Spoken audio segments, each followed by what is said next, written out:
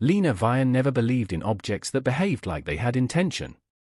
Everything she worked with in her world, data, patterns, classified anomalies, always had a source, a trace, a reason. But the box that arrived at her apartment broke that logic instantly. It was completely ordinary in appearance, yet it existed like a question that refused to be answered. No sender, no signature, no record of dispatch. And still, it was already inside her system before she even opened her terminal. The entry called it item 00, non-existent object, as if reality itself had failed to classify it properly. When she placed her hand near it, the faint hum it emitted wasn't mechanical, it felt aware. And when she finally opened her secured logs, she saw something that made her pause longer than she ever had in her life, a timestamp showing it arriving tomorrow. That was the moment Lena understood this wasn't an anomaly. It was a breach in the way time was supposed to behave. Kale Draven was never supposed to be in her timeline. That much became obvious the moment he spoke to her, like he had already lived through the conversation.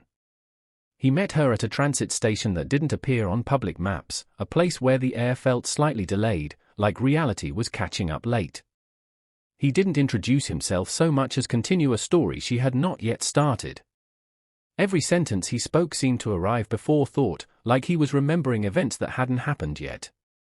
When Lena questioned him, he didn't deny anything. Instead, he explained that the empty box was not an object but a fracture, a point where reality split every time it was observed. He said people had tried to contain it before, but every attempt only created new versions of failure.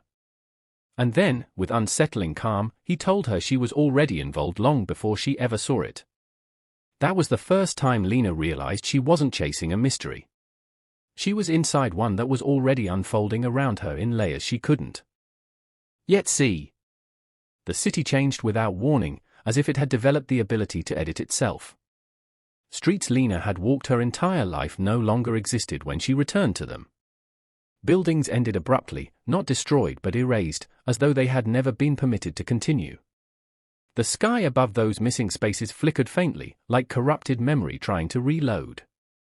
Her identification systems failed, her access keys invalidated, and even her recorded address no longer resolved in any system.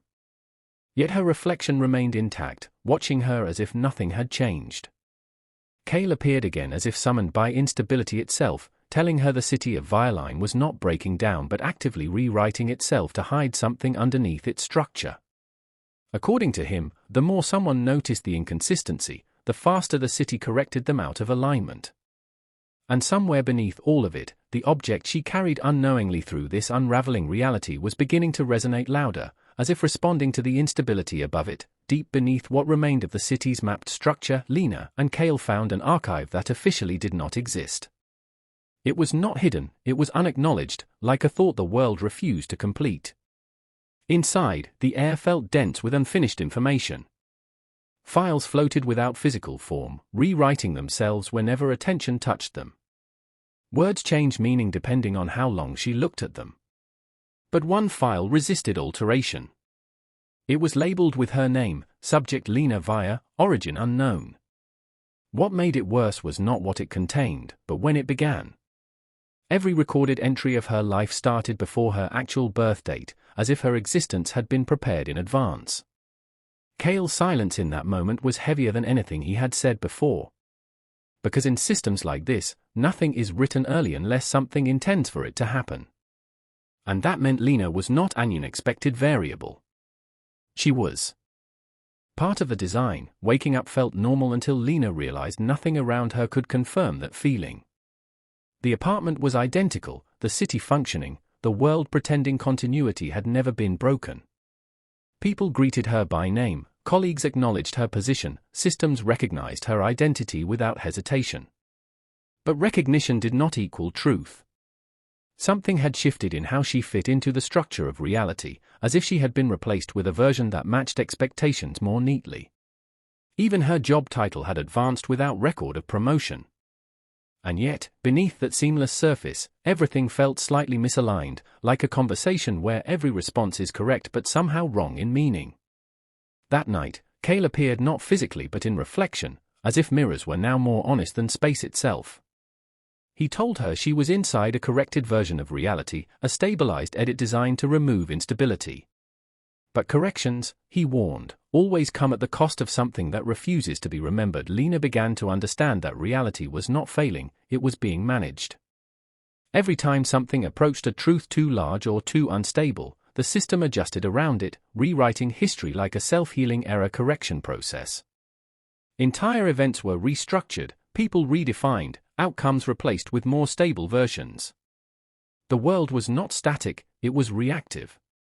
Cale explained that what they called the empty box was the only object that resisted this correction process.